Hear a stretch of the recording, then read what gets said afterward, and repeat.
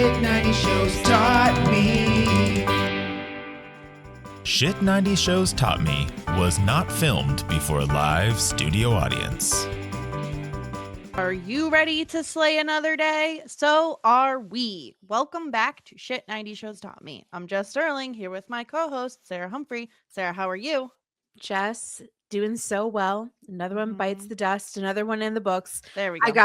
Whoops. I was like, what? She's going with a different phrase? What podcast are we on? No. I think I just my brain just broke a little bit, you know. Okay. Well, I'm glad it fixed itself. Yeah. Well, yeah, because the truth is that I'm Sarah bot and I'm not the real Sarah, and my program is not working real well.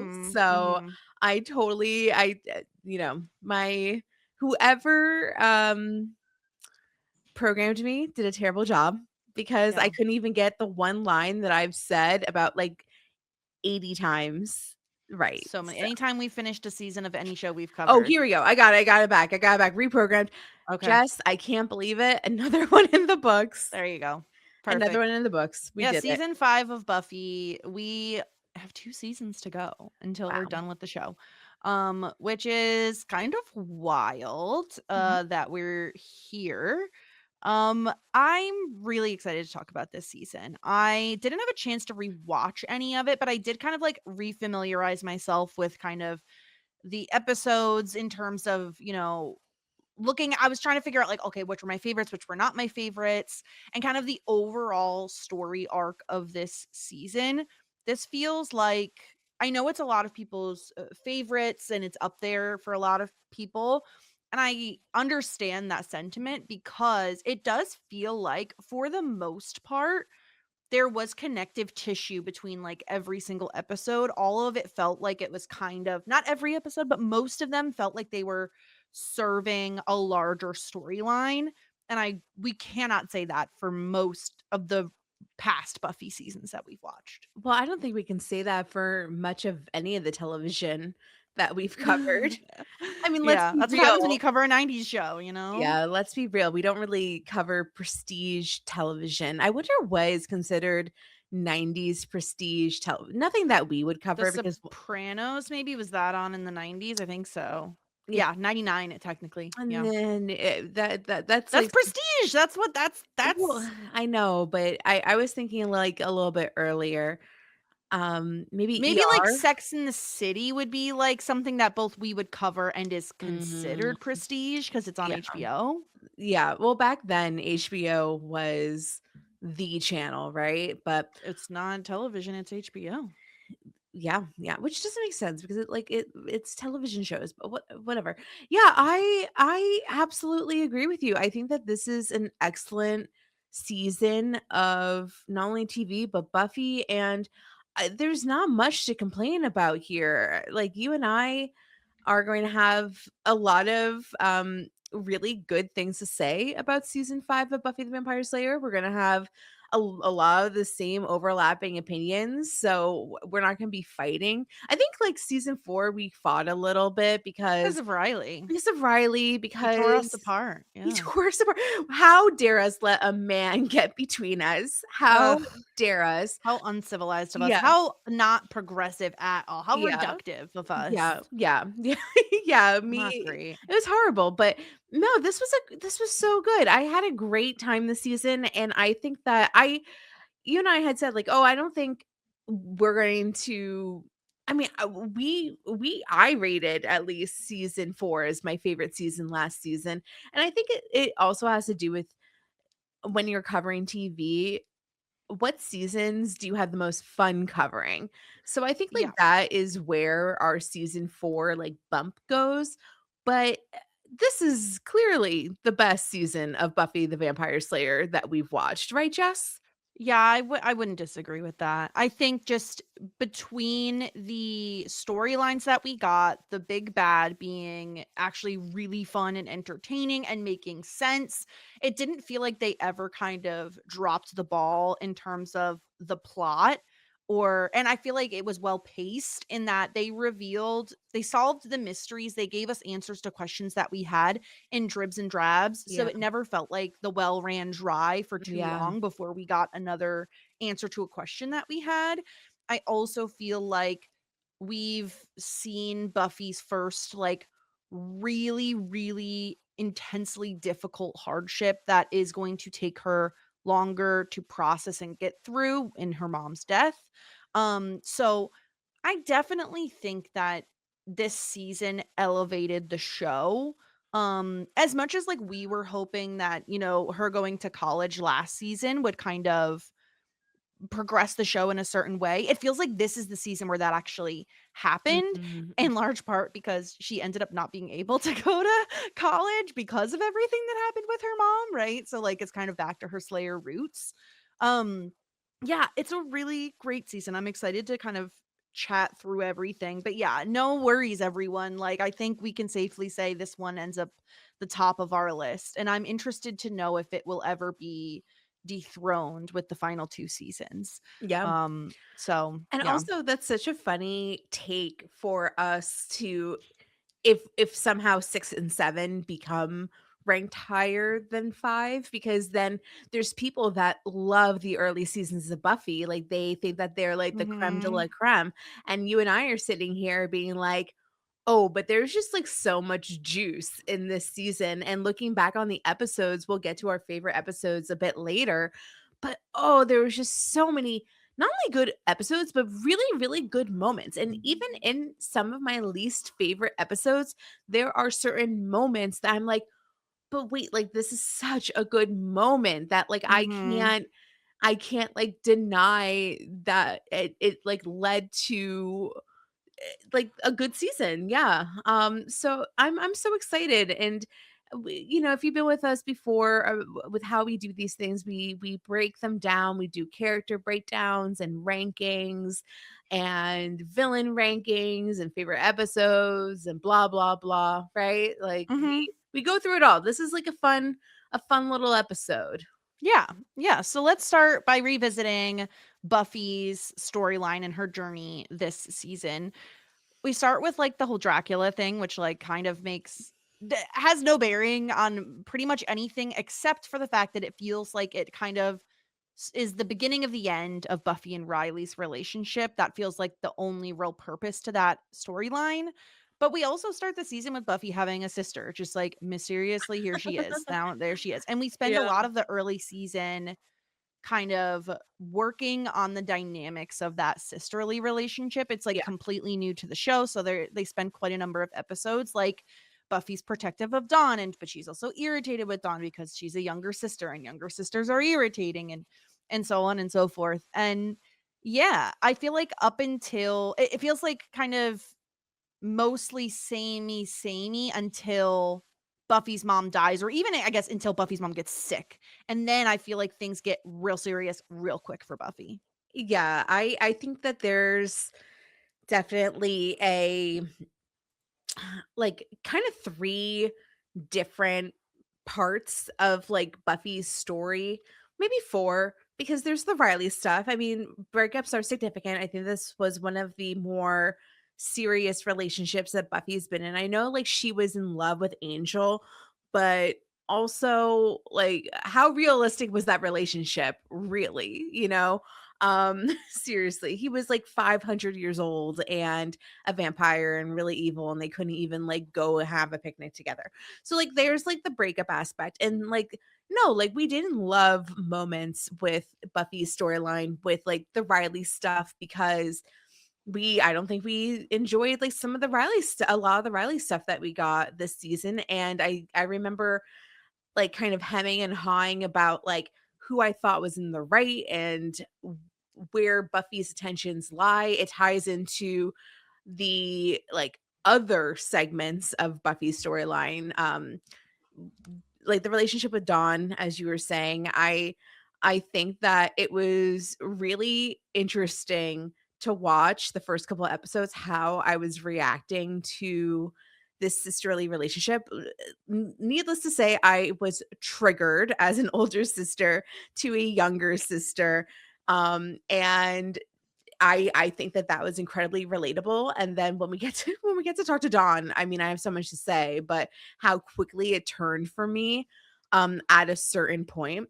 And then we have Buffy dealing with her mother's sickness and taking on that responsibility, everything going on her shoulders.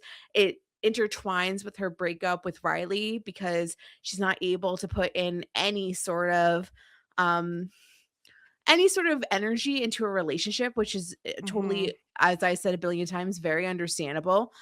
And then the aftermath of losing a parent, but also throughout this whole time, she is dealing with the biggest foe that she's ever dealt with. This is not like a vampire. This is not like some lowly demon. This is a god, and she is being challenged to her limits. So it's not only like emotionally, she's being challenged to her limits, that she has to deal with her family, and the fact that she figures out rather quickly that Dawn is a planted memory and having to keep that secret. And then on top of that, having to deal with the fact that there is a enemy, a villain, who for the first time ever sincerely kicks her ass at every single attempt and gets the better of Mhm. her at every single attempt, which happens throughout the entire season. And Glory is so interesting because she doesn't hide. She's not like Daddy Vamps, who has to suffer in the underworld for three score. She's not like the Mhm. mayor who gets to like pretend like he's like a good guy the whole time. Glory knows she's bad, declares she's bad, and then taunts Buffy at every single point that she can get to be like, I'm still here and I'm not going to kill you, but you are pathetic and I'm going to psychologically destroy you and everybody that you care about. And I think like Buffy just had to go through a lot. And then on top of all that, any help that she gets from like the stupid order of the Slayers, whatever they're fucking called. What are they called? Are you talking about the Watchers. Knights of Potassium? Oh, the No, Watchers, the the Watchers. Watchers. They're no help. The original Slayer, she's no help. Giles is Gilesing the whole time. I'm just joking. We don't want to pound on Giles. But yeah, very You wanna pound on challenging. Giles. You would like to pound on Giles. Yeah. Um Basically this is probably this is very adult shit that she has to deal with. She has to drop out of Yeah. school. She has to worry about taking care of Dawn and all this shit. So very interesting stuff from Buffy. Yeah, I think it's worse for Buffy that like including the fact that Glory is definitely the most difficult villain, the most powerful villain she's ever had to face. The fact that that person is also coming for her sister, her only person left in her life, and that she is trying to defend a different person other than just herself. That brings its own challenges, stuff that Buffy has never had to deal with before. And I just think this was the most that she's emotionally had to deal with in a single season, and it just felt like the hits just kept coming. Like there was never a moment where she could really take a breath. And I think that it feels like season 5 is a lot of is like the climax almost, and then season 6 is almost like the falling out. It's like everything that follows what happened in season 5. I feel like we're going to be spending so much time in season 6 with Buffy just like dealing with all of the fallout and the trauma and the stuff that she faced in season 5, because when she will talk about our predictions for like how she's going to return from the dead, whatever, when that happens, she's going to then be able to finally process everything, process her Mhm. mom's death, process what she had to go through with Glory, process Dawn and what all of that means, right? She's never had a single second to sit down and process any of that. And I feel like season 6 is going to be a very like heady season, if that makes sense. So Mhm. Mhm. Buffy really went through a tough time this season more so than any other season, I think. I obviously the loss of her mother being like the biggest Mhm. gut punch, the biggest emotional, thing she's ever had to process. Yeah. And then Yeah, I think like the things that we've dealt with previously with Buffy is the struggle being the Slayer, not being able to be a normal teenager, a normal Mhm. girl, um, falling in love with like a forbidden love and having to accidentally murder them so that Yeah, um totally normal stuff. Yeah. totally normal things. But yeah, it was adult stuff. Like she is an adult now and we had to deal with adult stuff. Yeah. Real things that all of us as adults have to go through, like death of a family, having to take care of your loved ones, having to sacrifice your own dreams for the greater good. So, and I know most of us don't have to worry about saving the world, but I think like her having to give up college to take care of family could be something Yeah. that's a little bit more relatable than some other Right. things that she has to go through. Just Yeah, very having to real become stuff. a parent basically overnight to Yeah. Dawn and really take on that role of a guardian, that Mhm. she wasn't prepared to do. She was just it was thrown on her plate and she had to deal with it. And yeah, I think it's interesting thinking about I feel like we talked a lot last season and maybe even the season before about like the Scoobies, like found family and like her friendships and those relationships being like the center of her universe and kind of like you know, uh the main relationships that she had. And this season was just so much more about like family, like Blood blood family. family, Yeah.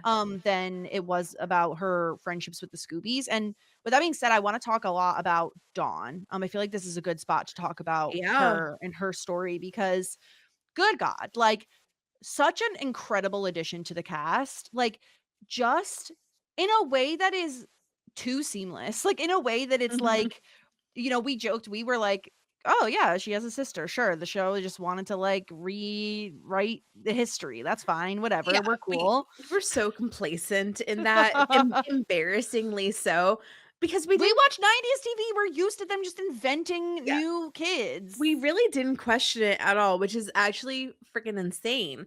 Yeah. And for me, meeting Dawn was definitely not love at first sight. Like, I saw her and Hmm. I saw how she responded to Buffy, and I saw kind of how she acted, and my initial impression was like, God, this is an annoying character, man. Like, I kind of hate her. Like, I don't know why we're doing this. Like, I guess.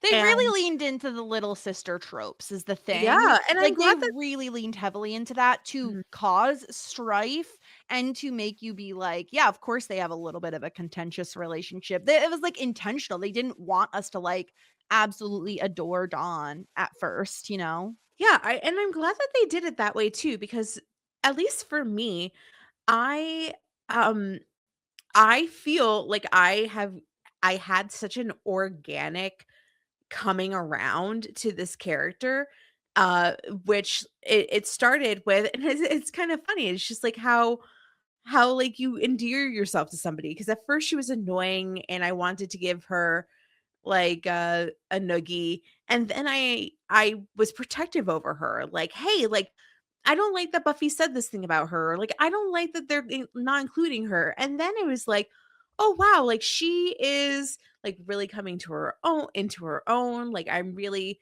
I and then I started getting like, hey, like no, Dawn is right. Buffy is in the wrong. Like it was a full Mhm. 180. And I really love kind of like how my perception of her changed. And I think a big part of that is Michelle Trachtenberg as an actress and how good she is. It just as both Sarah Michelle Gellar as well as Michelle Trachtenberg, just how like everything was acted. And you kind of see her and like the way that she responds with her facial expressions, and I felt so endeared to her and like protective over her, and I started to really like appreciate her. And by the end of the season I'm like, wow, like yeah, like she's a phenomenal addition. And not for nothing, in No Place Like Home, when we find out the twist, I that is an incredible twist. Like I was really gagged by it. And from that Mhm. point onward, my negative opinions of Dawn evaporated. I think that Yeah. it was so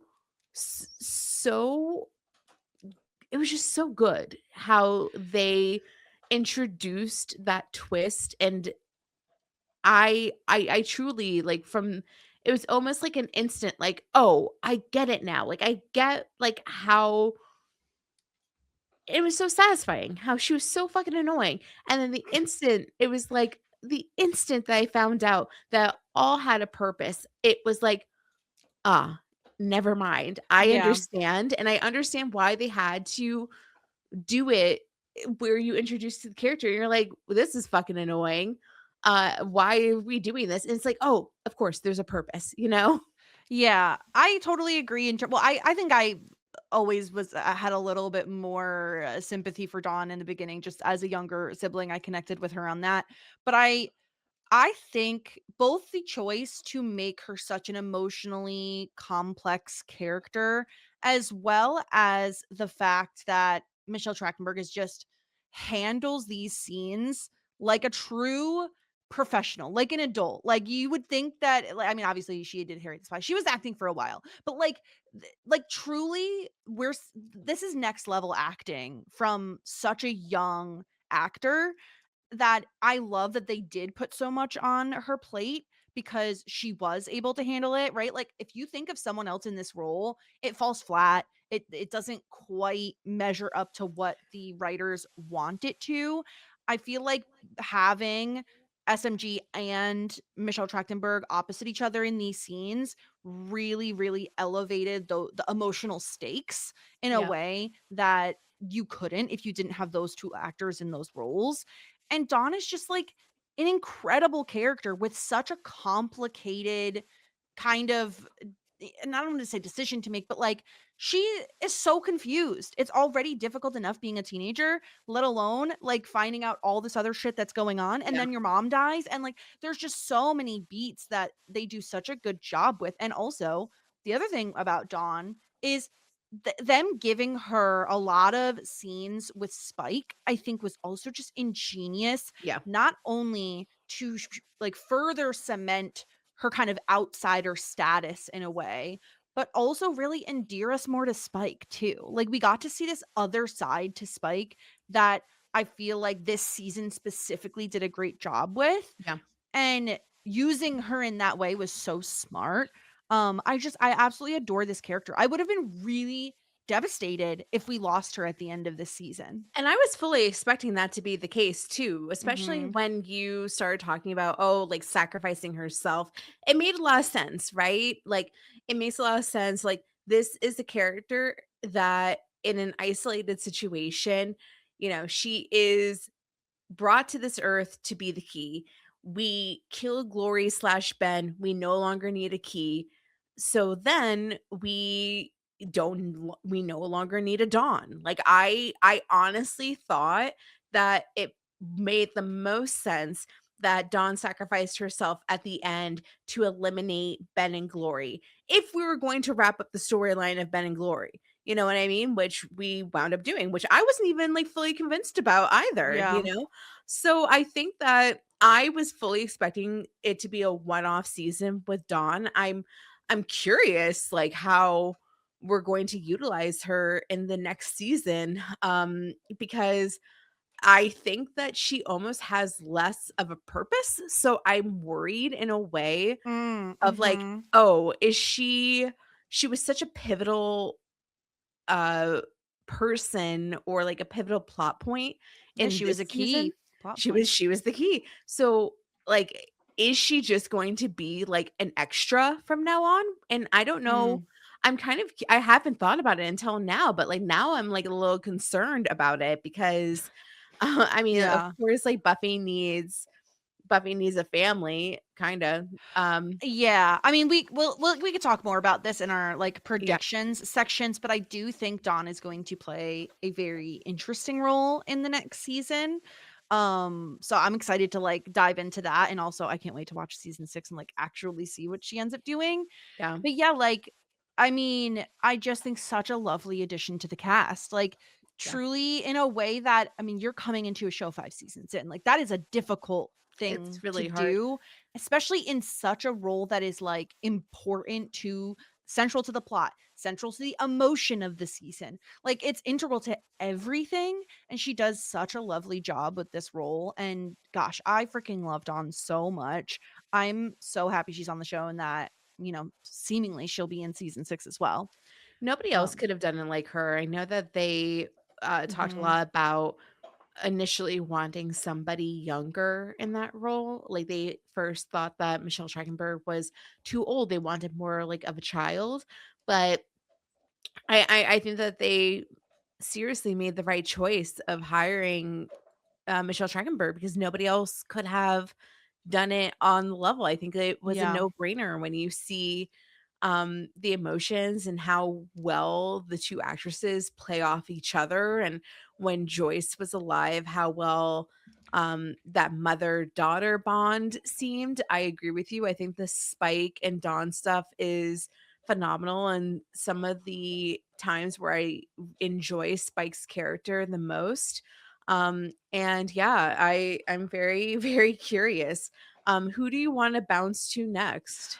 I would love to talk, let's stick with Scoobies and talk about Willow, who truly such a rough a rough season for Willow, and I feel like the last season was a little rough for her, at times as well, although I think no, maybe I'm thinking of the season before. Either way, this season, I had a really hard time with Willow. I think, like, she's still dating Tara, so that's, like, a thumbs up, that's a thing in the plus column, but a lot of time was spent with her at odds with Anya and, like, not being welcoming to Anya in the group, and right, that whole episode, with Anya's ex-boyfriend, it's like they're at each other's throats. It's just Willow consistently being kind of the worst and, like, fucking up the magic she's supposed to be good at and getting into fights with Tara for, like, no reason. Like, it all just didn't work well for Willow. Like, I feel like the show keeps telling us that she is, like, the most powerful witch. She has so much untapped power and potential and blah, blah, blah, blah, blah. But we just see her fuck up, like, constantly. And Yeah. it's I guess I don't know. I don't know if that's, like, my quibbling with the show so much. It kind of feels like I am, where it's like, you keep telling us that she's so powerful. Well, like, show us. And we have seen a Well, few instances, no, right? we've Like seen a the lot of Tara thing, instances. the where she, like, gets Tara's brain back, like, probably nobody else could do that. There are some big things that she's done, but it just feels like time and time again, she does shit that is, like, so unhelpful. Oh, yeah. Oh, yeah. Well, I think it's because she has very little, um she takes I think, like, what makes Tara a different type of witch is that she recognizes, like, the old Spider-Man thing, with great power comes great responsibility. Just because you can do something, you have a moral obligation not to. Like, every everything in the universe has a balance. Like, Tara's much more of, like, an organic witch, and I think it's because Tara maybe, like, grew up with this. I think, like, her mom was, like, a secret witch. We had that great episode, Family, where we got to learn about Tara's background and the fact that, like, it was very much like a witch hunt within her own family. But I think, like, she has, like, more of, like, that organic, like, Wicca magic, um, and it reminds me a lot um of American Horror Story Coven, where the Lily Rabe character is, like, more like of a hippie organic witch, and she has great power, but then you have somebody like the Emma not Emma Roberts. Yeah, Emma Roberts. Emma Roberts' character who is super, super powerful, but then takes advantage of that power and does things that she's not supposed to, and, like, takes things without really thinking about it. I think Mhm. that the issue with Willow is that she's just, like, such an instant gratification girly. Like, she She has doesn't no impulse control when it yeah, comes she to wants magic, everything yeah. now, and she doesn't it's not like she doesn't care about the consequences, but she acts on impulse and is like, I'm going to do what I think is best right now without thinking about the counter reaction that you put out in the world. So I do think that we've seen a ton of impressive magic from her this season that was actually helpful. And I think that she's improved greatly. I just think that she has a rotten attitude. I really do. I think Yeah. that she is so self-centered at times, and I think that she is so unapologetic at times, and I think that she's did I say self-absorbed? Was that the first thing that I said? But if I didn't, that's what she Yeah. is. Like, I just think that she is not I don't know. She's just not the type of person that I would want as a friend. I think that the problem is that I wish her emotional maturity was as like advanced as her magic seems to be. Mhm. Like it feels like, go all the way back to last season with Oz being concerned that she's like doing magic. She's trying to like push and push and push and do more and more difficult magic, more advanced magic. And maybe she's not ready for that. And there's a difference Well, between yeah. being able to handle advanced magic, but like also being able to like emotionally handle it, right? And like But being on able to be mentally ready for that. I do agree with you, but on the flip side, I just watched the season 2 finales, like the parts 1 and 2, and she's been told the same exact shit since season 2 of like, "Hey, like I think that this is too much for you. I think like Mhm.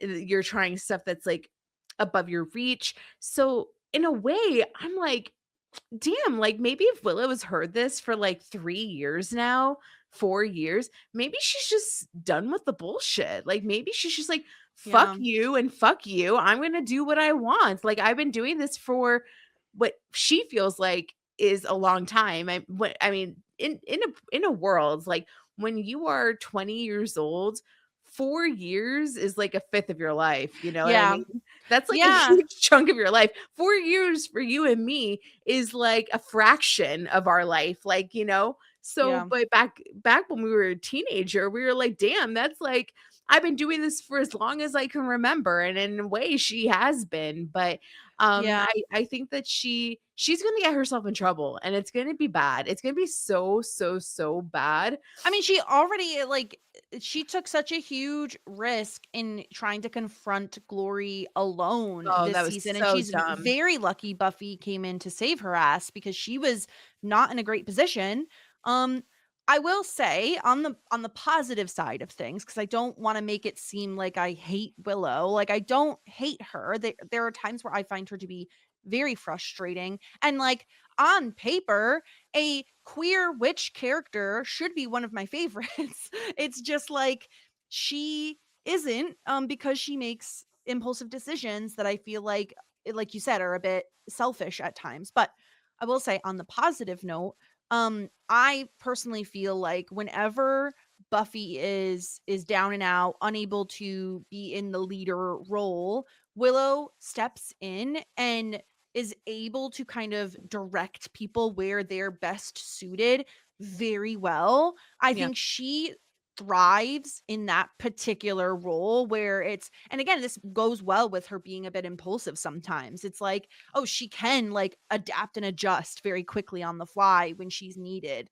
So I really do like that. I just wish it didn't take Buffy not being there for her to be able to like be able to I don't know, have a better, like, more clear vision, like, not miss the forest for the trees. I feel like that's Mhm. Willow's issue a lot of the time. I Um, also think it's just, like, how bulldozy she is, like, I can't forget that episode where her and Tara got into that fight, and they were in yeah. that one particular argument, and she just, like, would not hear what Tara was saying, and it also kind of reminds me of, like yeah, like, how she was with, like, Anya, or I think that she just gets, like, very set in her ways and doesn't really wanna hear other things that people are Mhm. trying to tell her at times, and I honestly think, like, it could stem from the fact that she was a pushover for most of her life, like,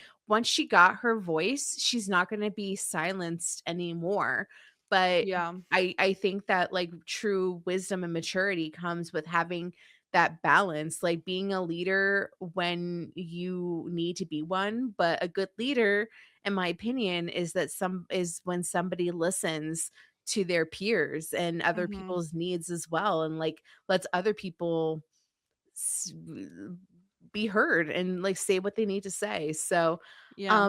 I think that she's interesting. Like, she really did piss me off a lot this season, and I still think that her witch skills are questionable, but it's undeniable how powerful she's getting Mhm. and, how much she is able to do, In the and finale alone, we saw her, Mhm. restore Tara's mind, and she was able to, like, talk to Spike telepathically, like, Ooh, that was that's so a new cool. thing. So, Yeah. all of which are obviously super useful Because things to be able to she did, do. like, the command spell where she's like, Yes. "Stop," and she, like I think it was Xander and Spike, like, she stopped the fighting. Oh, she Like pushed them apart. Yeah, that yeah, was great. there was, like, a Mhm. lot of, like, really cool things. It's interesting once again, like, it's, like, so funny how like, Unlimited, like, different shows do different things, like, different shows or media do different things with, like, witches or whatever, kind of like how vampires, like, no like, a true blood vampire is not the Right. same. It's fun because, like, it seems like her powers are, like, limitless, where something like Charmed, it's like, well, this witch specializes in stopping time, and this witch specializes in Yeah. seeing the past, present, and future, and then this witch specializes in telekinesis. Like, Willow can do She can everything. do it all. Yeah. Which is, like, once again, like, that's a lot of power, and that's scary for one person to possess. Yeah. Oh, and one other small thing that Willow did to piss me off was the stuff with Dawn this season of, like, giving her Oh, the book with that just was like, so "No, bad. no." Yeah, like, come on, girl. Like, what are Yeah, you doing? and then Like, she what are you lies to actually doing? Tara. She Yes! lies to Tara, like, "Oh, wow, I don't know where Stop! that book could Poorly. be." Lies so poorly, too. If you're gonna lie, at least be good at it. Like, good God. You Yeah. know, and poor So Tara once again gets completely bulldozed, and yep. I think if she was in a relationship where she felt like I think she loves Willow, and I think Willow really does Mhm. love her, but I think that this is something that, like, they'll need to work on if they're going to work out for the existence of time. It's Yeah. like, if with somebody that has such a strong personality, you you can't take advantage of somebody that cowers at the confrontation, Yeah. and it's so easy for Willow to do, and I feel like if Tara felt a little bit more comfortable, she would also be a little bit more comfortable calling Willow out in her bullshit, and she probably doesn't because when she does, she gets yelled at and eventually told that, she thinks that her girlfriend's evil or some shit like that. So Yeah. that's probably scary for someone like Tara who also cowered at her family, and Yeah, everything like let's that. talk about Tara because we're kind of already on the subject of Yeah, her they're anyway. very intertwined. I mean, I did like Tara. I think I liked her I think I was more excited about her in season 4. I feel like she felt a little meek and not that, like, exciting and entertaining, and I think that, like, a lot of her I think the family episode was phenomenal. I really liked it. I thought that it told a really interesting story. I really liked those series of episodes where it was like, "You get backstory, you get a backstory, you get a backstory." I thought that was really fun because it was around the same time as Spike's backstory, Fool for Yeah, it Love. was back to back. So yeah, Mhm. Tara's was family and Spike's was Fool for Love. Yeah, that was a really fun couple of episodes because it felt like, "Oh, we're getting context with all the sides." Like, I kind of love that. Mhm. But, besides that and I think, like, a part of it, like, she spent a couple of episodes at the end being mind melded by Glory. She got bulldozed a bit by her partner. Like, I felt like I didn't get as much from her as I was hoping. How do you feel about Tara this season? Yeah, I kind of agree with that. I think it's difficult because from episode 19 to 22 is when she has lost her mind because of Glory. So that's a couple of episodes right there.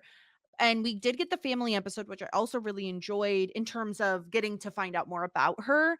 But I remember us predicting very early on in the season that we thought Tara and Dawn would connect so much because of kind of being outsiders, not really being a true part of the Scoobies.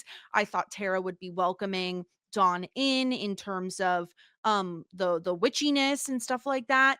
And I'm a little disappointed that didn't really happen at all. I felt like that was like an interesting thing we could have explored more. I think there's a lot you could do with Tara. It's unfortunate they were really focused elsewhere this season, which is fine. But I do think there was an opportunity to really utilize her more as a character.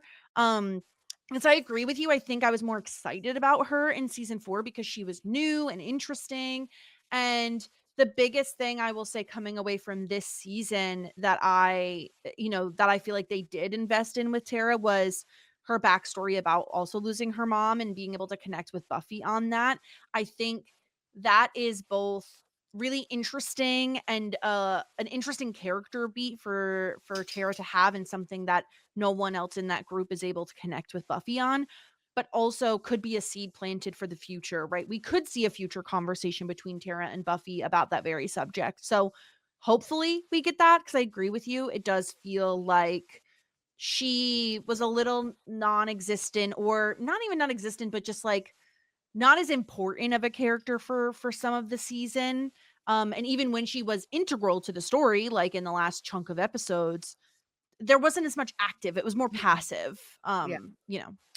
I think it's a couple things. I think that the writers are like, yeah, we can use all these great things with between Tara or Dawn, or we can give that material to Allison Hannigan, who is an established main character, and somebody, like, you know what I mean? Like, they could have connected on the witchcraft stuff, but they're really going to make like Willow the one that kind of tries to include Tara into the witchcraft stuff, because Willow's the bigger character.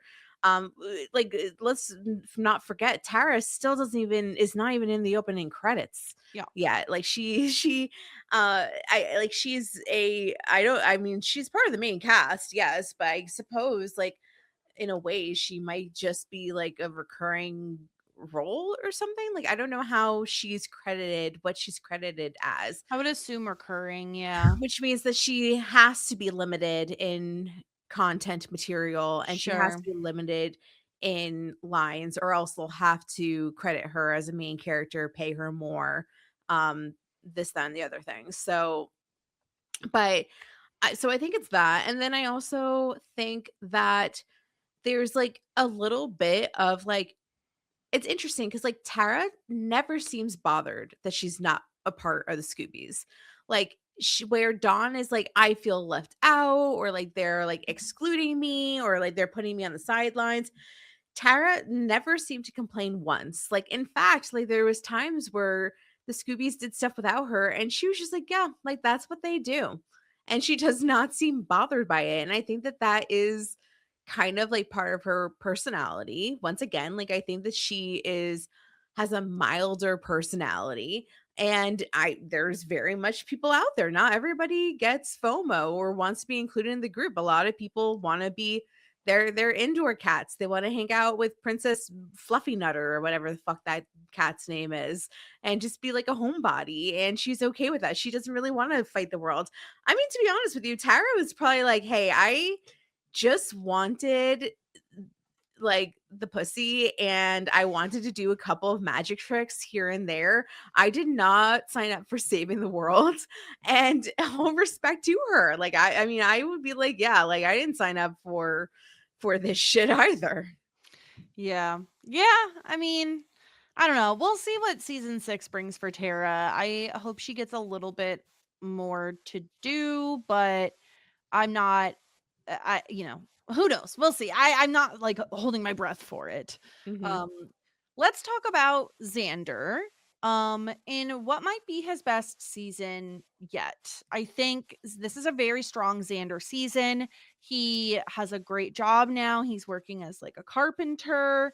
He he has that one episode dedicated to him, which like wasn't my favorite, not because of anything he did, It was just like whatever to But me. also, if you have a twin like that, You got there's to do it. no way that you can't utilize Yeah. that. You So got to do it. you have to Yeah. do it. You have to But do it. he has like a new apartment. Things are very strong with Anya to the point where he has proposed at the end of the season. And basically, we think she's going to say yes now that the world isn't over.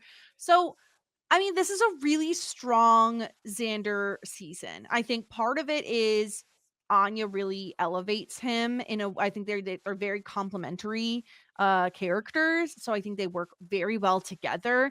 It makes him more bearable because he's not just like hitting on girls and being like a sleazeball. He's really matured in that way. I really like the end of the season. I think he didn't have a ton of like solo storylines for himself. But what I did get from him and Anya, and their relationship and all of that, I really did enjoy. Yeah, he serves two purposes. He and Anya are the comedic relief, and there were a lot of funny moments I thought that were really good. My favorite Anya moments of the season was when Xander is trying to teach her how to be like a human, like a normal person. Mhm. And I think and in those scenes where in season 4 and previous, I thought that Anya was like the strong part of that duo in those comedic scenes. And in this season, I think it switched for me. I think that Xander was. And I love his patience with her too, because like, yeah, like some of the stuff is like really grating. Like in the episode The Body, like the questions that she was asking, I think it's just like you have to be very patient with her. And I think that he is. Like he's very patient and loving and he wants to help her understand and learn.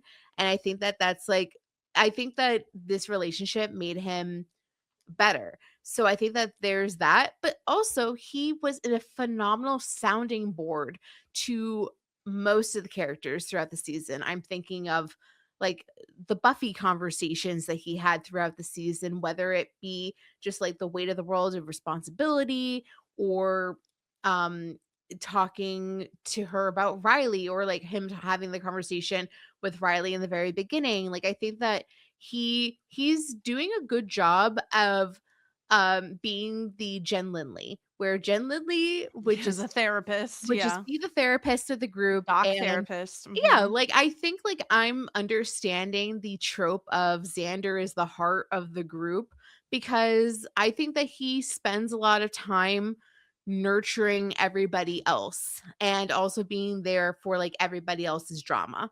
So Yeah. like he's Yeah. the supporting character literally. Yeah, it is interesting. I think especially in The Body, right? Like it's almost like he's trying to help Willow, he's trying to help Anya understand everything, and it just becomes so much he has to like punch a wall because he Yeah. himself is also dealing with the grief of everything. Yeah, I agree. I think there's a lot going. I like him having that conversation with Buffy about relationships. Obviously, he knew how Riley was feeling earlier in the season. He didn't tell Buffy, blah blah blah, whatever, whatever. I just think I think he's grown a lot, and this season is proof of that. And I think part of it is he's gotten older, he's gotten more mature, whatever, whatever. Also, I think part of it is like Anya just makes him a better person. He makes, like you said, it makes him more patient. Um, they're such a fun couple that you want to root for them. So therefore, you're also rooting for Xander to succeed because you're rooting for them as a Mhm. couple as well. So I think he had a really great season. I'm interested to see what his role is specifically at the beginning of next season with Buffy not seemingly around, how he is going to step up. Because we've already seen in most situations, if Buffy's not there, Willow is the one who kind of takes control and takes that leadership role. And I'm really intrigued to see where Xander falls in all of that. So yeah, a great season for Xander, truly. His best so far. Um and we kind of talked through Anya, but we can kind of finish her up as well. I think I mostly liked Anya this season. I love her working for Giles at the magic shop. I think that is so fun. I love her like obsession with money. The Buffy bot being like, "Oh, how's your money?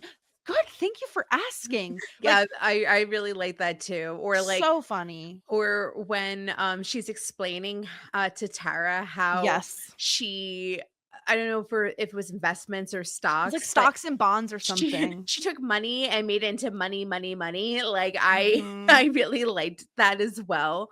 I so like yeah, like I agree with you. Like I really liked her once again, like it's good to have a purpose. It's good for her to be like excited about something. I like that she's like, I'm trying to be like a good member of society. I'm trying to be a good American. I believe in Yeah, the capitalism. capitalism thing didn't work for me. Obviously, we were in the 90s. It was a bit But it of a was different funny. It's time. so It funny. was funny. It was very funny. It's just I'm like, "Oh, Anya, why?" But I like her finding the bunny in the finale was really great, and the proposal scene with Xander was really lovely. So It she got had some good stuff, and I goodness. really liked the and when her with her arguing with Willow, I really liked the conclusion that she comes to where she's like, I'm not gonna hurt Xander. Like, are you kidding? Like, I would never do that. And I just think she's growing, she's maturing, she's like figuring out what it means to be mortal. And I really, really connected with her in the episode of The Body. Like her Mhm. voicing the questions that it's too uncomfortable for other people to ask, but everyone is kind of wondering. Yeah.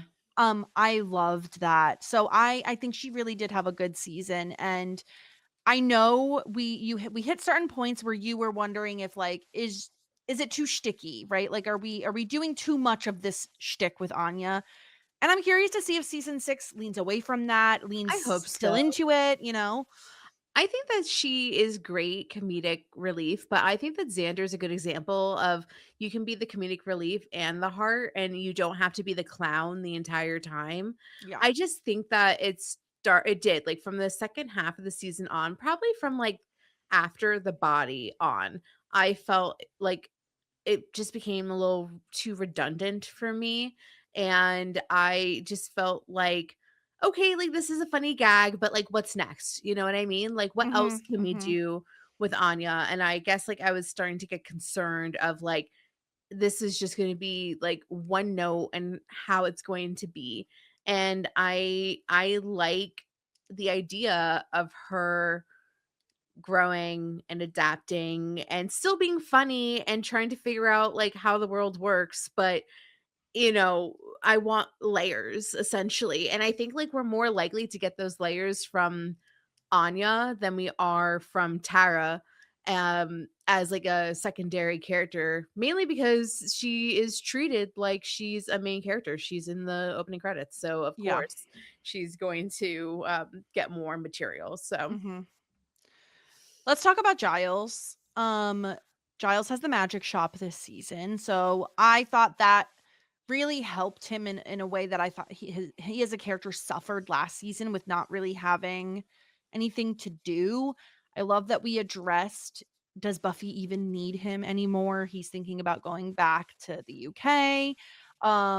I thought that was all really great, and I really loved him stepping up after Buffy lost her mom and really mhm. like cementing that parental role, that surrogate father role with Buffy.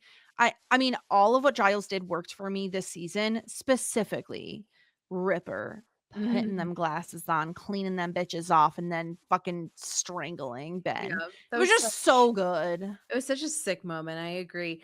So I good. think it was funny also when Giles was forced to babysit, Oh, Dawn, because, I mean, like, yeah. he struggled with Buffy as a 16-year-old, like, Dawn is 16, when we meet Buffy, she's 16, but, like, no matter how much he had issues with Buffy, like he didn't have to spend time with like a pure teenage girl. Like Buffy is a teenage girl plus a slayer, you know what I mean? So Mhm. it was funny being like, "Ugh," like I had to sit there and listen to boy problems and like paint our nails and this and the other thing. I thought that was like a really funny moment. I think that I agree with you. I think that um all of the fatherly moments that he had with Buffy were phenomenal. I love them together as like a mentor mentee father daughter. It just really works, especially because Mr. Hank Summers is who the fuck knows where. I think he's dead, but who the fuck knows where he is. So she Who knows needs if we'll him. ever find out? I think we will, but I mean, Yeah, we'll see, we'll see. But Mm. I think that yeah, like I think that Giles definitely came around for me because of having that purpose. Stupid mistakes. Stupid he made mistakes. some really dumb mistakes with Yeah. Dawn, like in the magic shop and with selling the things to Glory that he shouldn't have sold to Yeah. Glory. Like he made some really, dumb You're errors. too smart for this, but also Yeah. maybe we just need to implement some protections. Maybe we Yes. don't have to leave all of the forbidden books very close to high access. Those dangerous Yes. books, maybe we can lock them up. Maybe we don't put our secret diary in a very accessible place that a 16-year-old girl can observe, where you spill all of your juicy secrets. So it Yes. worst case scenario, like no, like Dawn finding out from that diary was not even worst case scenario. Worst case scenario was that Glory, and she really should have, like destroy the entire space top to bottom, and she Yep. find the journal, because it's not like it was magicked closed. It was just in a hidden compartment. If Glory took an axe Yep. to the cash register area, she could have found it, and then but there was no code or anything. Like she could have read it and the whole jig was up. Like it should have Yeah. been, once again, like magicked closed, or like in some sort of encrypted language. Like, what the fuck, Giles? That was so stupid. It was so unnecessary. It's such an unnecessary error Yeah. on his part And that then, it was yeah, very frustrating because you're like, he's smarter than he this. What are is we smarter than that. doing? That's why it's annoying. Yeah. And then on top of that, the like selling, he wasn't paying attention. He didn't know what Glory looked like. But also, like, he should have knowledge if this ingredient plus this ingredient is sold together, that is bad. Yes. If he's going to sell these dangerous magic ingredients, then he needs to have the knowledge that Anya has about this Yes. sort of thing, because who cares if it wasn't Glory? Nobody should be buying those two materials together. It should not be allowed to be sold together. Yeah. That's my point. Like, I understand that he didn't know who Glory was or what she looked like, but they shouldn't be sold to anybody at the same time at the same place, or from the same client. I don't know. Like it's just, there was some stupid mistakes, but I think like that's the worst of Giles. At least like last season, we were like, Giles has no purpose and he's literally doing nothing. He's in his underwear the entire time and playing guitar. Yes. At least he had purpose this time. He now has the magic store. He's like kind of mentoring Anya in terms of, having her on as an employee. Yeah, I really enjoyed Giles this season.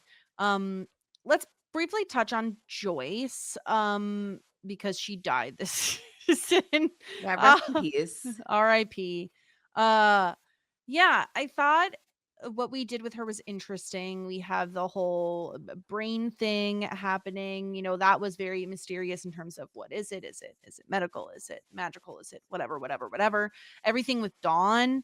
I really enjoyed getting to see her be a mother to Dawn and kind of how that caused strife with Buffy and the inequity she felt in their relationships. And yeah, obviously, I think her death impacts the show more than her being alive ever did. I think it gives Buffy, it forces her to grow up in a way she's never had to do before. So yeah, and credit to the actor for being a dead body for like 10 hours and not blinking. Like, that was rough. Yeah, I thought that she was a dummy. Seriously, I we was both did. I was like, there's no way she would have blinked. There's no way. Yeah, she did not move a millimeter. Mhm. Yeah, I think that I think that before this season, Joyce wasn't really a character that I literally said, because I would forget what her name was, and I said, "Oh, it's Yeah. Joyce," because she does not bring me joy, and I think it's just because of at times how she literally found out that Buffy was a Slayer at the season finale of season 2. Like, that's how unfocused and, like, how, like, oblivious she was Mhm. to her daughter, which is kind of maddening when we go back to how present she seemed with Dawn, which is my whole point of how, the inequity, is and how absolutely, like, batshit annoying it is. But I think that her death was needed for Buffy. We've talked about this a lot throughout the season. I think that a, a true every single hero that I've ever seen has experienced this sort of hardship or loss. I think that it makes the stakes a lot higher for our hero. I think I asked the question, like, is there like a happy hero out there? And I don't even I think somebody was like, "Oh, Superman." I'm like, that bastard is not that happy. He can't even hang out with The Rock before The Rock gets him. You know what I mean? Yeah. Yeah. So, yeah, like I think that I don't think that this is the last time we're gonna see her. I wouldn't be surprised if we see her in I don't know, either flashbacks or if like Buffy's in some sort of mm, afterlife, seeing her in some capacity Yes. there. Yeah. I wouldn't be surprised if we see her, but from my understanding, the actress did not want to be on the show anymore. So I don't think that we're gonna see her that much. But I wouldn't be surprised if we saw her like one or two more times. Yeah. Yeah, And we saw her after she died this season in the Mhm. like whatever, the Yeah, coma yeah. scenes or whatever. Yeah. So, I think it was important. I think her character ultimately was important because of what's to come for our Buffy. So, Mhm. yeah. Yep. Um okay, do we want to talk about Riley or Spike Let's talk next? about Riley because I think it's going to be a quick one too. And I've talked about Riley to death as if like this man was actually my boyfriend. So I I'll say that like I still think that Riley as a character and to me is interesting and endearing and somebody that we haven't seen before on this show. I think he's different. I still think that he would have made a very good partner for Buffy. And I think that shit got the better of him. I think that he was in Sunnydale with no purpose, kind of like how Giles was in Sunnydale with no purpose. And, we see Giles debating if he wants to leave as well because he's essentially there for a girl, Buffy, that doesn't really need him. And I think Riley felt something very similar. And while Giles did find that purpose, with and without Buffy, Riley felt like he needed to move on and go back to the military. And I think that that was the right choice for him. And that's what I think about Riley. I understand like the weird vampire stuff. Like I really hated that. That was like really annoying and really gross. And I didn't like it when he got all pissy that like Buffy was like stronger than him and like he got all like upset about the angel shit. All of that was like really, really, really annoying. I think that was plot devices to get his character out of here because we didn't see flavors of that in season 4, really, in my opinion. So I think we had to kill his character a little bit for him to break up. I blame the show. I don't blame my boy. And that's what I have to say about Riley, and that's it. I'm not talking about Riley ever again. I'm not even gonna say the name Riley ever again, and that's what I have to say Wow. about Riley. Yeah, I mean, I largely agree in terms of it, the vampire stuff with him getting his own blood sucked was annoying and dumb and whatever, and the whole cheating, is it whatever. Yeah, it was like it did feel utilitarian. Like let's just do this so that we can move him off of the show and have focus on other things. I do think it is interesting to have him serve a purpose of Buffy paying the dues of having so much on her plate that something's got to give, and you know, paying attention and giving attention and time to a relationship is going to be difficult when she has so much on her plate. And I think that it made sense, at least, that that was a part of their story, because of everything Buffy had going on. But yeah, I mean, the way in which Riley went off the show was annoying with the vampire stuff specifically. I didn't mind the military stuff, that made sense. So the stupid helicopter. Go run to him, Buffy. Why? Anyway, that was all very Go- dumb. she's like, I don't really think that I can care about him, but I will I run will run to very him. far. Yeah, because Yeah. it's I have to. We- So And yeah, then that's he Riley. he can't hear because the helicopter is Can't. too loud. It's too far away. Yep. Yeah, it was Yeah. a little dumb, but Silly. yeah, let's talk about Spike, because I think that Spike Yeah. is super interesting because um yeah, we get a lot from him. Like, he is uh we see him. Did he come back this season, or was he back last season? No, He he was was back back last He's season because okay. that was the chip. That was the Yeah, chip he's stuff. still Yeah. chipped. So he's still chipped. He's still dealing with that. And Mhm. he's found himself having a little crush on Buffy. And Yeah, it starts all the way back in episode 4, when he has that like dream about her. He does try to get anti-chipped for a while, but then it's like he kind of forgets about it. Like he kind of just moves on. Um and I loved getting the Fool for Love episode where we got to see Spike's origin story, specifically everything with Drusilla and Angel and Darla. It was so interesting and really gave him, I think, like really dimensionalized him in a way and just made him way more rootable. I loved Spike this season. I thought his relationship with Dawn, which we already touched on, was really fascinating. Obviously some of the stuff he does is like very creepy. The shrine was so creepy. The Buffy bot stuff was really gross.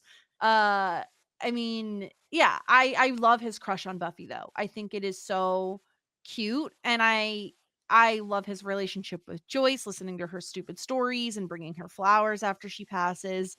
Um and obviously we both loved the in the finale the line of, you treat I'm a monster but you treat me like a man, right? Like that was great. I think Spike is such a fun addition to the Scoobies, yeah. because he is complicated. Like he's not straightforward. He's not a good guy. Of course he's not a good guy, but he does feel like he's trying to be.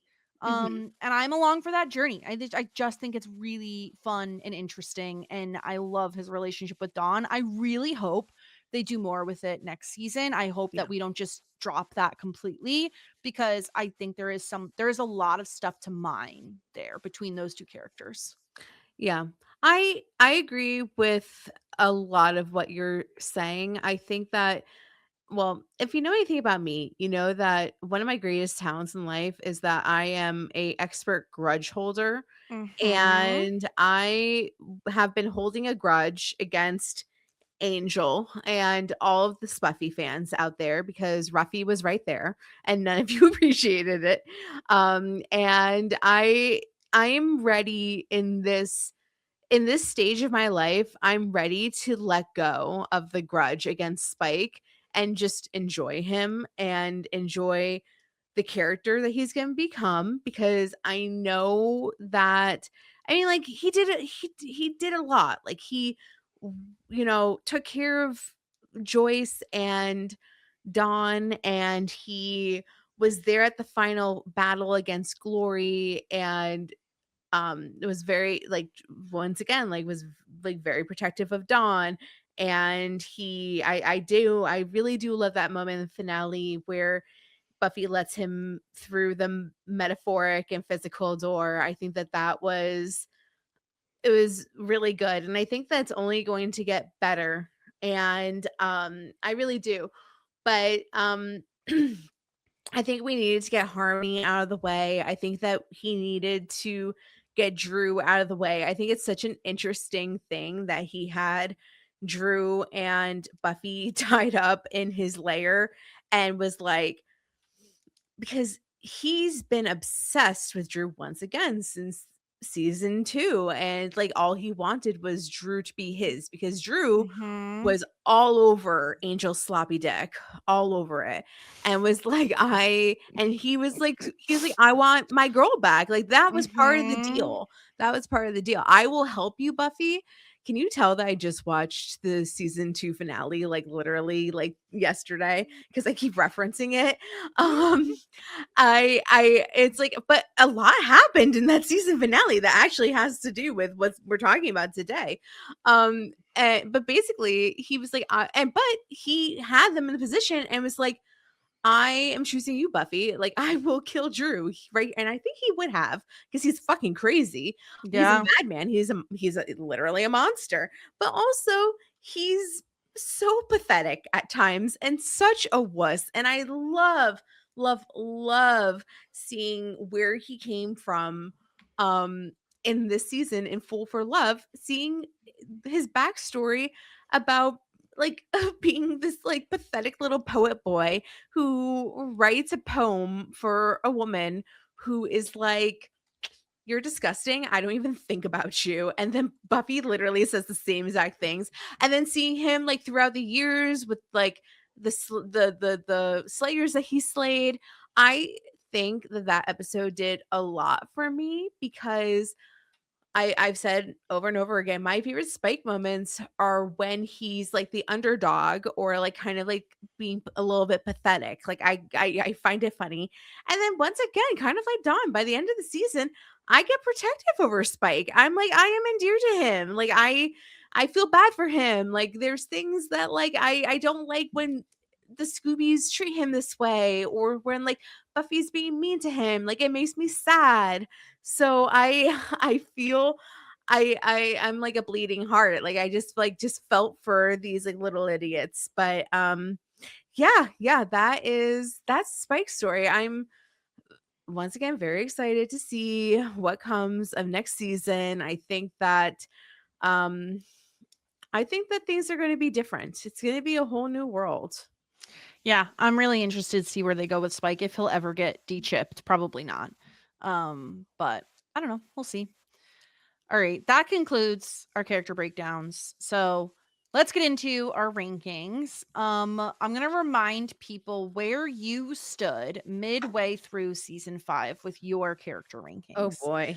Starting from the top down, you had Anya at number 1, Riley at number 2, Xander at number 3, Buffy all the way down at 4, Dawn at 5, Tara at 6, Giles at 7, Spike at 8, Willow at 9, and Joyce at 10. Mhm. At the very end, we decided we're not putting Riley in the character rankings for the second half because it doesn't make sense to. He's not there. So why don't you tell us? Do you want to go bottom to top? Who Yeah, is yeah, who yeah, is your yeah, yeah. least favorite of this season? Like Joyce, obviously, right? Like Yeah. it's just like she's not really part of the show. She's a pivotal part of the show, but she's not really like part of the group. It's a kind of unfair to rank her as well, because Well, this is the last time we'll have to do it. So true. I then have Willow for all the reasons that we've spoken about. Like I Mhm. think like I also kind of got a little ruffled by the bulldozing, because as somebody that like I don't I it made me feel uncomfortable to hear her speak to Tara and bulldoze over her, because I feel like I I feel like I could have related to Tara in that situation. I'm very grateful my husband is not confrontational, because if I was with somebody that was, I excuse me, my husband's not confrontational with me specifically. If you've listened to him on podcasts, it's not the case, but he's not with me. I'm a gentle little soul, and my good friends and my husband, you know this, you would never treat me like that. I can't be talked to that way. But he annihilates everybody else. I understand that.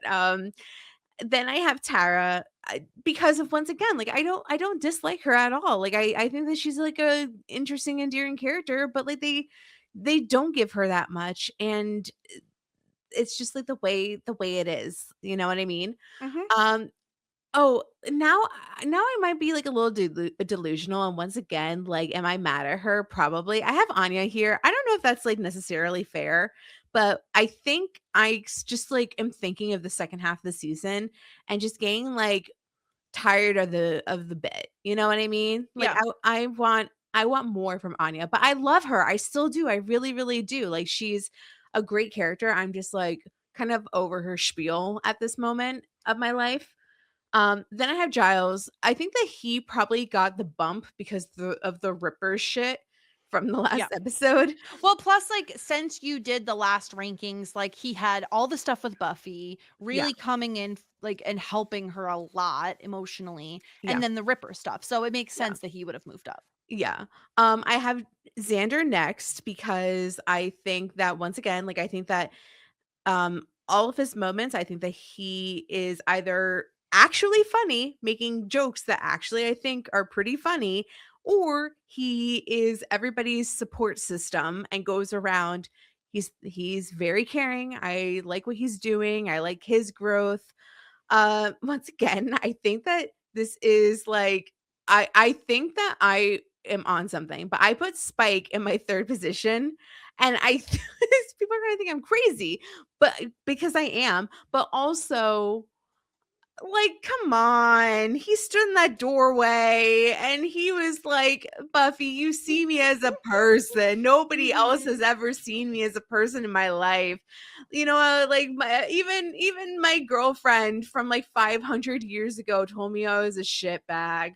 Man, I feel so bad for Spike. I just want to hold him and be like, you're a dirt bag, but like, you're like my dirt bag, you dirt bag.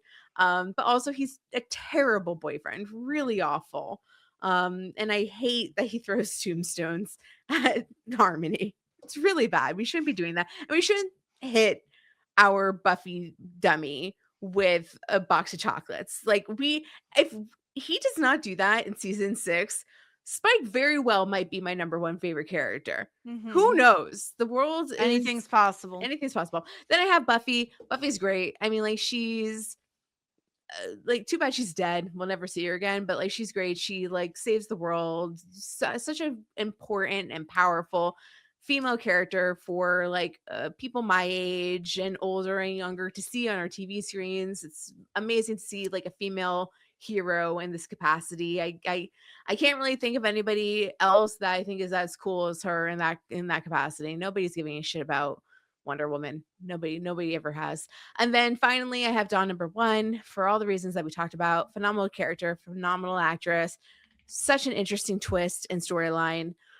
We really should have Glory in here because honestly, Glory was phenomenal this season and very well could have been my favorite character at parts and times. And she was so cool. But whatever. That's it. That's my rankings. So Okay. Dawn, Buffy, Spike, Xander, Giles, Anya, Tara, Willow, Joyce. Yeah, biggest takeaways from the changes are obviously Spike jumping up in the rankings and yeah, I mean Anya dropping quite a bit.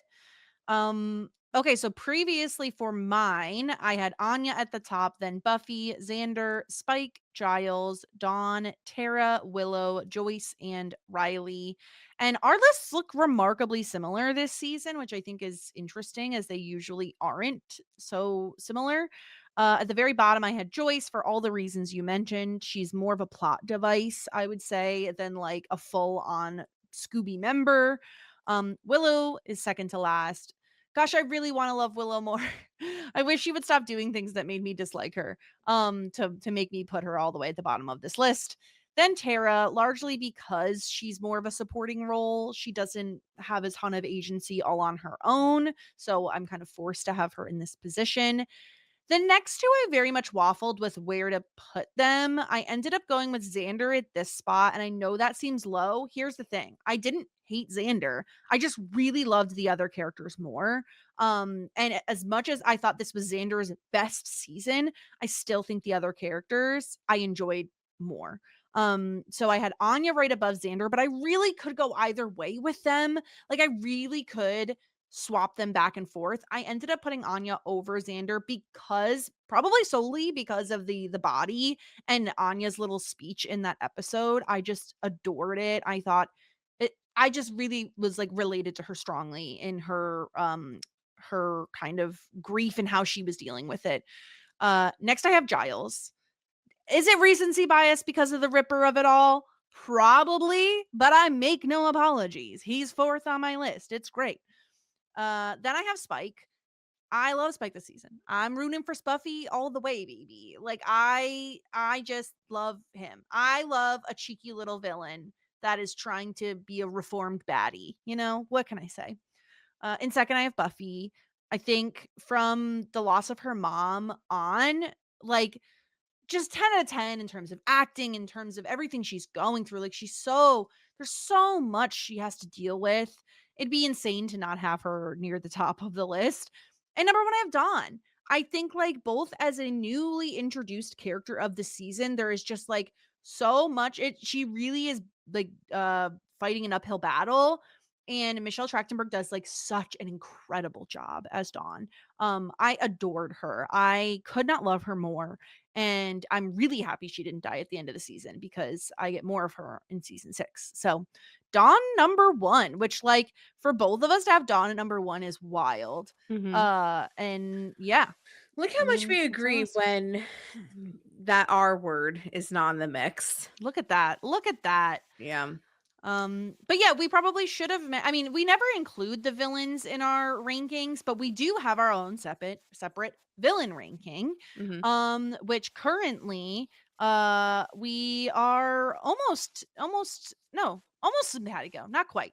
I have Daddy Vamps, Glory, Drew Lulu, Angelus, the Mayor, Spike, Adam, and the Anointed One. So I ended up putting Glory at number 2 underneath the one and only Daddy Vamps. No one can dethrone him. Nobody.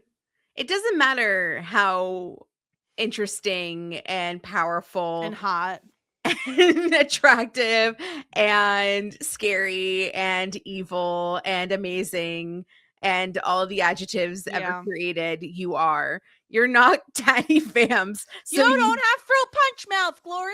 Okay. You don't. It doesn't matter that she was literally the best villain that I've ever seen on my TV screen, and that at times I wanted her to win because Daddy Vamps is number 1 because we made an alliance a very long time ago. We did. He's number 1. Yeah. Glory, and we won't turn our back on Daddy Vamps like Angela's did. And never. I would never disrespect him in that way. No. We are his true children. We are his children. Yeah. I have the same. I think I have the same one, except that I have Spike a second to worst villain. Yeah, you have him below Adam, which is crazy. The reason is because Spike is not a villain. I refuse. Not anymore. He wasn't then either. Like even he wasn't. In season 2, he was just fucking around the whole time in his wheelchair. Like, come on. Yeah. So I refuse to be like, he's a villain. I will say Glib Globs. I had a very good time with the Glib Globs. Glib Globs. Yes. The glorious glorificus. Yeah. They were so fun to make fun of. They were probably my favorite minions if we had a minion ranking. Oh, interesting. I'd have to think about that. Yeah, the minion. Yeah, they're great minions. I mean, Darla though. Darla, I think, is technically a minion of Daddy Vamps. So, I think she would be my number 1 minion. I don't know about that. MVP of the season. I don't think it's a surprise to anyone. We both have Dawn here. Yeah. She was incredible. Yeah, I think great new addition. And the season. I mean, she was the key. The season wouldn't be the season without her. Yep. LVP of the season. Sorry, Willow, but I'm not sorry because stop being a dick. Yeah, we both had her there. I have a feeling that it won't be the last time that she's our LVP. Get your shit together, Willow, and we won't have to do it. Listen, I don't want. Do you think I want to put the queer witch last? No, I don't want to do that. But stop being a dick, okay? Stop being a dick. Stop being an idiot. Stop doing bad things, and I'll put you higher on my rankings. Yeah. Yeah, I don't know. I feel like she's She's just bad to the bone. Yeah. Okay, least favorite episodes. We were kind of chatting about this offline, and we both kind of said like we don't actively dislike any of these episodes. It's just they're not as good as everything else. Like there isn't the pack, you know? Like there Yeah. isn't an episode where I'm like, fuck this. You know, Yeah, something. I mean, there's episodes that we probably wouldn't watch again, but not because of the same reason as the Pact. Right. I had Triangle, which was the one where like Anya's ex-boyfriend comes out Yeah. and there's a fight between Anya and Willow just because I was so over it at that point. I'm like, Yeah. Willow, stop being mean to Anya. Stop it. Just let Yeah. her into the group. I have that too, but I also said like, however, the hammer that was introduced in that episode Yeah. and later showed up in the finale and was one of the main reasons why Buffy was able to defeat Glory made all the difference. Like it made it worth it. Mm-hmm. I also had Buffy versus Dracula, which was the premiere because I was like kind of met on it when I was thinking about it. I'm like, this was like kind of a ho hum premiere. And I also put the replacement, which is the one with two Xanders, because again, like I couldn't be arsed. Like I couldn't care. So that was my list of least favorites. Which again, it's not like offensive episodes. It was just like whatever, whatever. Mm-hmm. Yeah, you had the triangle, you had the body, which is interesting. Okay, so this is like okay, so it's not a bad episode. I know a lot of people say that this is their favorite episodes or one of the best episodes. I just it's too hard. It's too hard for me. It's too uncomfortable. It's too hard for me to watch. I did it twice and I just can't. I like just can't. It's just too much for me. And it's once again I acknowledge it's not a bad episode. But this is the question is, what is your least favorite episode? This is my least favorite episode. Yeah. Very fair. Yeah. I also love your note of for out of my mind, rude to Riley. But yeah, they were rude to Riley. It was also the start of his very bad behavior. He was very ill that episode. And then like at the end, it's like Spike wakes up and it's the kiss it's the crush. And I'm like, oh no, this is bad. Yeah. And then and then like my last least favorite episode is the penultimate episode, The Weight of the World. And mostly because it like just slowed down the excitement and the rhythm. And which I think it was intentional. Like I think that they did it on purpose. But also like I did not like the loop that we were stuck in with Willow and Buffy. It was like it was very annoying. Yeah. I'm with you on that. In terms of favorite episodes, we had a lot of the same. Fool for Love, which was Spike's origin story. No Place Like Home, which was finding out about the Dawn Key twist. And you had Family, the Tara backstory one, which was really lovely. And I obviously I have The Body, but I put a note of obviously I don't ever need to watch it again. But I thought it was like incredible storytelling, but I don't ever want to see it again. I also had the Buffy Bot episode of Intervention, and we both had the finale. Obviously, it's an incredible finale. Yeah, the finale I still think is probably the best finale. I haven't rewatched all the finales to confirm that. I only made it to season 2. And then because that was the only thing I was managed to reference. But yeah, I have Fool for Love, it was so fun to see that Spike backstory. And like when I was like, oh, Spike was a dweeb. Oh, I get it now. Okay, like I'm in it. Like so that was great. No Place Like Home, just like the twist, finding out about Dawn. I feel like that was like so mind-blowing. And then I have Family, and I think like the thing about Family, I said it's like it's almost more so a moment rather than an episode. And it's at the end where everybody comes together and Buffy is like, we are her family. We are Tara's family. We as a group are united for Tara. And I thought that that was just such a like important moment, a really good moment, especially seeing kind of like Buffy's indifference towards Tara previously to then. And like it being a strain on her and Willow's relationship almost, where Willow was like, you know, like you don't acknowledge like my relationship with Tara, but like my answer is I don't think that Buffy acknowledges her relationships with anybody's relationship. I think that she's very focused on her own shit at times because she has a lot of shit going on. So yeah, I think that there was like a lot of good episodes. Do you have anything else that you want to talk about? No, I also had Crush on my list because that was when Drew Lulu made her return and Buffy finds out about Spike's crush and all that. I just thought it was a fun episode. But let's get into the predictions that we each made for this season and see if any of them came true. I don't think I did very well. Let's see. Sarah, you said Giles finally gets a job at the university. No. Also he gets into his ripperness, becomes a badass. That happened in the last episode, I guess. He wants to try and have it all and dates and maybe become serious with someone, which no, did not happen. Xander gets into Sunnydale University. Anya's upset he's not paying more attention to her. No, but he does find a good career path. Anya and Xander break up. Anya wants to get back into vengeance. That did not happen. Willow and Tara progress in their relationship and move in. They do move in together, so that happened. Anya and Buffy are roomies to mirror Buffy's dream. Anya goes to school too. Definitely no. I don't remember what roomie, like what dream I was referring to. Was it the one with like her and Faith making the bed? No. We find out who is making the bed, who they're making the bed for. Yes. Well, Dawn. yeah, but also they were making the bed for Faith. No, never mind. They were making the bed for Dawn. I'm sorry. She was making the bed with Faith. Yes. For Dawn. Sorry. Yeah. Buffy and Riley break up mid-season or before. Differences in worldviews. It'll make me sad, but it'll probably be time for Buffy to be more interested in a toxic relationship and whine and cry when it sucks. Oh, that's next season. Yeah. Yeah. Yep.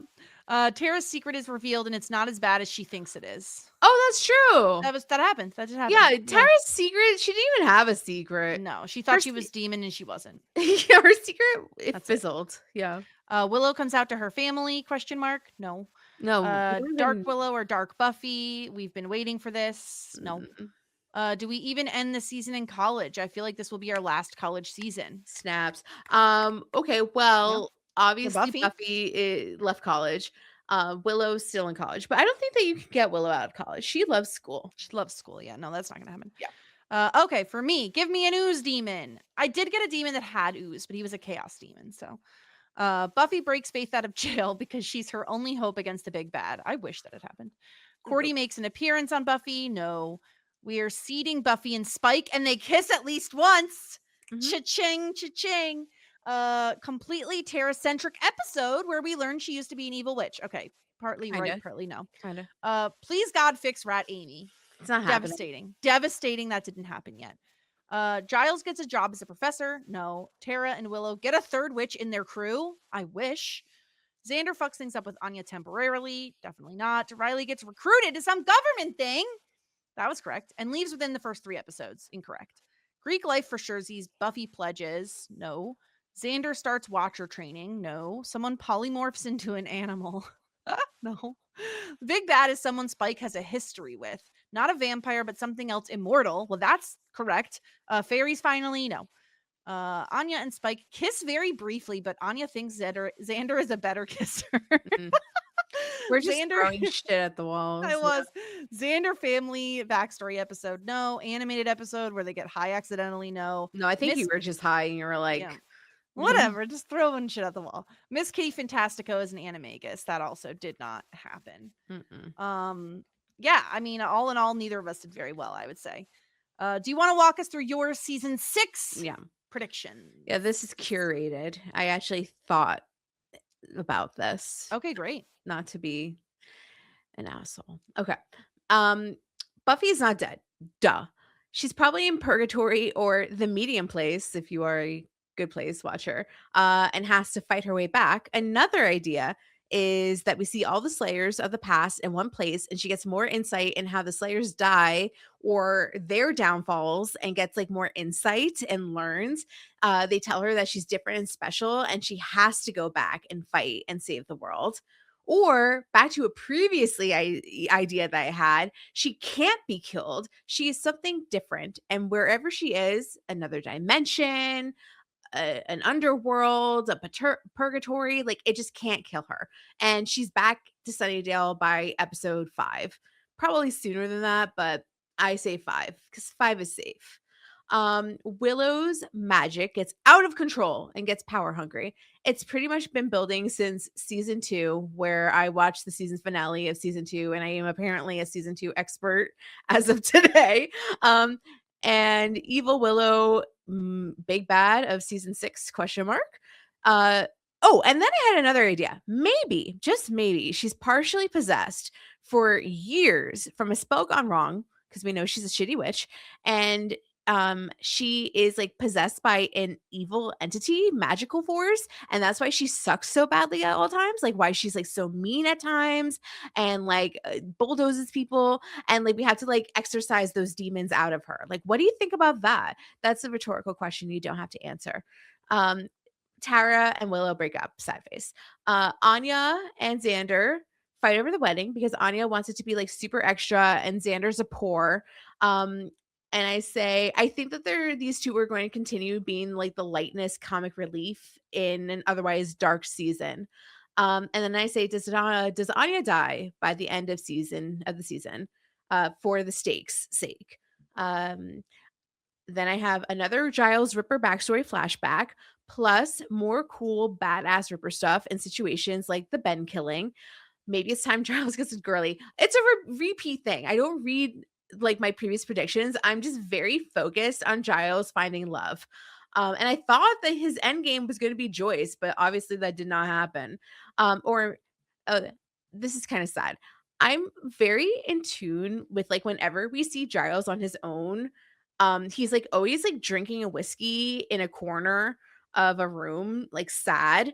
And I'm like, does he develop he's British? Yeah, I guess so. Does he develop like a drinking issue because of the death of Buffy? Like maybe he goes down a bad path. Hopefully not, but I was just worried about that. Dawn is devastated over Buffy's death. She blames herself. I think she's going to try to step up as a Slayer, but she just can't because she's not the chosen one. Will lean on Spike for like big brother family safety, but like she was supposed to be taken care of by Giles. And I said I actually think that she might wind up going into like foster care or something because she has like no mom or Buffy and she's like a minor. And I feel like when Buffy comes back to Sunnydale, this is going to be like a point of like issue, like that she gets sent off because there's no one there for her, and then Buffy's back and she's like, hi, I'm back, I'm not really dead, sorry about that confusion. And they're like, excuse me, but you are like a zombie dead person, you can't take this child, something like that. I don't know. And then huge Spike redemption. This would be his most endearing season, and I'll be a Buffy simp like the rest of you by the end of the season. And my final note is I just want more Spike backstory, please. Okay. Specifically where he's being pathetic.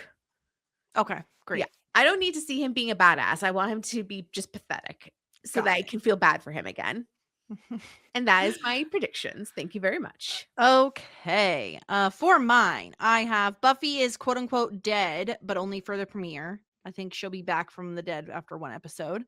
Or I guess 2 if it's a 2-part premiere. I also have Ooze Monster because I'm manifesting. Fairies finally happening because we're also manifesting that. Spuffy, that's happening. Spike and Buffy are kissing. For realsies this time, it's actually happening. Anya and Xander get married. Anya pays because she's made all that money on the stocks. She's rich. She knows what she's doing. No more crossovers between Buffy and Angel because obviously they're on different networks now. We're not doing that anymore. Faith is finally, I'm manifesting this too. Faith is actually the big bad this season. She's going to return. She makes a return. She's a big bad. Tara and Willow briefly break up due to Willow being an overpowered witch or like whatever. That becomes another argument and they briefly break up, but I do think they're going to get back together. Dawn gets her first boyfriend. I think that'll be fun. Not a fun season. Major case of the griefies. We're going to be spending a lot of time sad, I think. I also had one of the big characters dying, and I also said maybe it's Anya. It's Anya or it's Tara. Yeah, it's one of those two for sure. Yeah. Dawn wants to die and asks Spike to do it. Oh my God. What happens if like Willow goes like crazy evil, like powerful witch, and then accidentally kills Tara? That's fucked. I love it. It's fucked, and I think it could happen. I could see that would be it. fun. Mm-hmm. Dawn wants to die and asks Spike to do it. Someone gets a terrible haircut. My money's on Dawn. Harmony shows up and she's a badass. I think that would be so fun. We're getting another, like you mentioned, another like alternate world episode where we, like we get evil Willow, evil Buffy, whatever. I want evil Dawn. I think that would be fun. Xander family backstory episode. We're manifesting that as well because it didn't happen last season. Again, I'm manifesting that poor Rat Amy gets fixed. Dawn, and maybe it's Dawn who does it because she is going to very much mature while Buffy is gone. And when Buffy returns, maybe there's maybe she's been gone for longer. Maybe like the mortal world has moved on longer than Buffy is actually gone. Like Buffy's like, it's been a day. And they're like, it's been 2 years. Yeah. And Dawn has really matured in that time and is now a witch in the coven with the other girls, and maybe she's living with Giles. Maybe she's living with Willow and Tara. Yeah, and more also, likely she's living with like Steve Francis and his wife and like 7 foster children. Yeah, Wait, very much. It takes 2. Yeah, it's like it takes 2. Yeah, they're working in a dump. Yeah. Yeah. Giles is gonna really like lean into the ripperness, I think. Like something cool. is gonna happen and like it's gonna like trigger something in his brain and he's like gonna be losing very rippery. his mentee and his true Losing purpose. Buffy. Yeah. I think I'm all in on, I need to write this one down because I came up with it on the fly. I'm all in on like Buffy returns and more time has passed. Yeah, that's a cool one. I like for that. them than for her. I- Because I- we know like time is different in like I different said dimensions. something. Can you type it? I don't remember Yeah. what it was. What? But I said I'm sorry. You want me to type something that you don't remember what it was. Oh, it was the Tara thing. Willow kills Tara because she's too powerful. that Yeah. is fine. Write that down. Yeah. Write that down. Okay, I'm writing it That's down. some good stuff over Willow there. kills Tara because Yep. she's too powerful. Okay, so those are our predictions for season 6, which we will be getting to as a reminder in 2 weeks. We take a week off in between seasons, so next week nothing. Week after we'll be back for episodes 1 and 2 of Buffy season 6, bargaining parts 1 and 2. So that will be really fun. Yeah. We'll probably do a little bit of Angel talk. We'll see what ends up happening with Angel because we're going to be pre-recording, as we mentioned previously, coming up very soon, starting in February. We're going to be recording 2 episodes a week. You'll still hear them normally, but on the back end, we're recording twice a week. So getting to the Angel stuff probably won't be top priority, not going to lie. But I will still make an attempt to keep up with it, and we can have Cordy's Corner and all that other fun stuff. Yeah.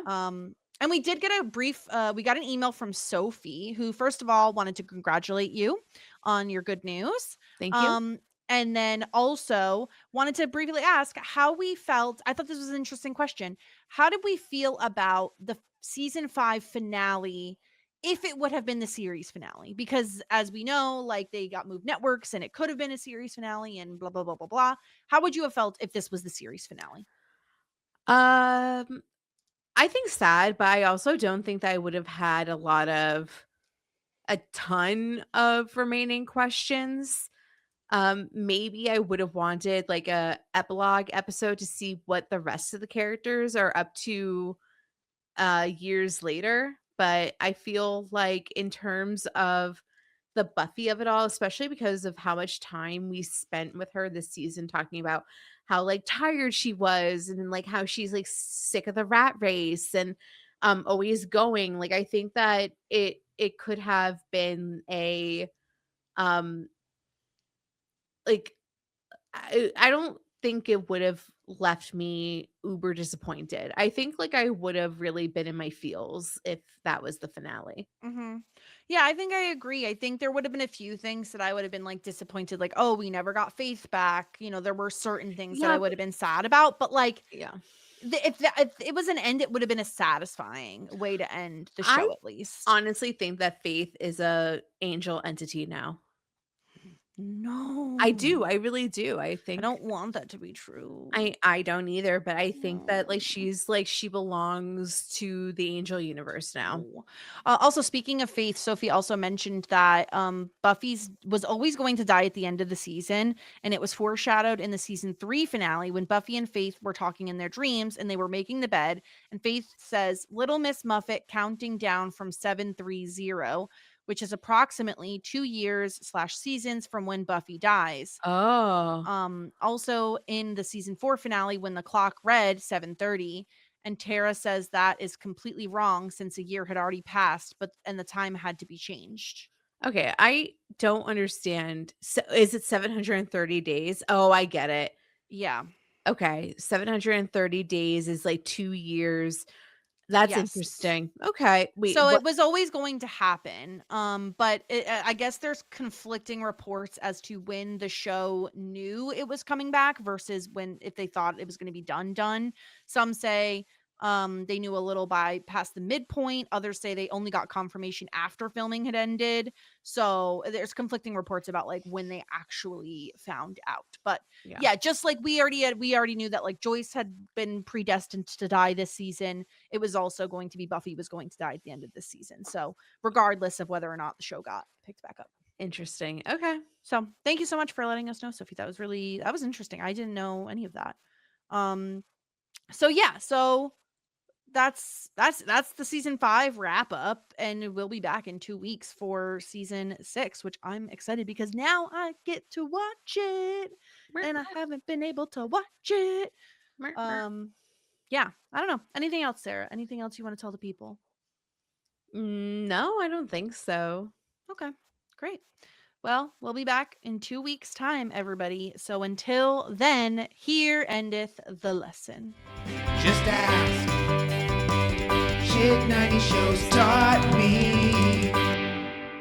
Shit 90 Shows Taught Me was not filmed before a live studio audience.